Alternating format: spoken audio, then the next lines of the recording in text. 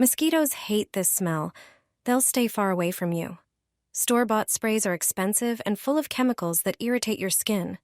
Let me show you a cheap, homemade, all-natural alternative. Pour 1¼ cups of warm water into a tall container. Add 1 tablespoon of dried mint. Its strong, fresh scent effectively repels mosquitoes, which absolutely can't stand it. Then add 1 tablespoon of dried lavender. While the aroma is calming for us, it has the opposite effect on mosquitoes. Lavender also soothes the skin and brings relief. Now pour in ½ cup of freshly squeezed lemon juice. Lemon contains natural oils and acids that mosquitoes can sense from far away. It's one of the most powerful natural repellents. Finally, add 1 teaspoon of cinnamon. Its intense, spicy scent is something mosquitoes can't tolerate.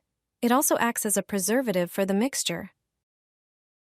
Stir everything well and let it sit for an hour so the ingredients can blend. After that, strain the liquid and pour it into a spray bottle. Spray it on your skin before going outside and forget about the itchy bites. Natural, effective, and chemical-free.